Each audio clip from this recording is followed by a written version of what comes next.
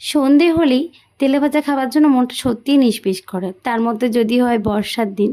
তো আজকে এই রান্নাটা করতে গিয়ে আমি একটা ভীষণ বড় কেস ঘটিয়ে ফেলেছি, সেটাই তোমাদেরকে শেয়ার করব। নুন, হলুদ, লঙ্কা গুঁড়ো দিয়ে তো মাছটা সেদ্ধ করতে দিয়েছিলাম। ও কী মাছ বলিনি না, লোটে মাছ ছিল। তারপরে মাছের কাঁটাগুলোকে ছাড়িয়ে নিয়েছি। আলুটাকেও আমি সেদ্ধ করতে বসিয়ে দিয়েছি। কড়াইতে তেল দিয়ে পেঁয়াজ, আদা, রসুনকে আমি ভালো করে ভেজেও নিয়েছি।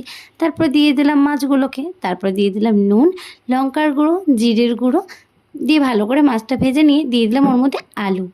আলুটা তো আমি আগেই সেদ্ধ করে রেখেছিলাম, বলেইছি তোমাদেরকে। তারপরে পুরটা ভালো করে বানিয়ে নিলাম, শেষে দিয়ে দিলাম একটুখানি চিনি। তোমার যেমন ইচ্ছা সেইভাবে তুমি সেই শেপে কিন্তু চপগুলো করে নিতে পারো। তারপর রান্না করতে গিয়ে দেখি আমার ব্রেড ক্রাম্বসই নেই। তারপরে কি করব, বেসনকে নুন, হলুদ, লঙ্কার গুঁড়ো দিয়ে গুলিয়ে নিলাম। তারপরে আলুর চপের মতো বেসনের মধ্যে দিয়ে কোট করে আমি তেলে ভেজে নিলাম। খেতে কিন্তু দারুণ হয়েছিল। তোমরা দেখো, সাবস্ক্রাইব করো।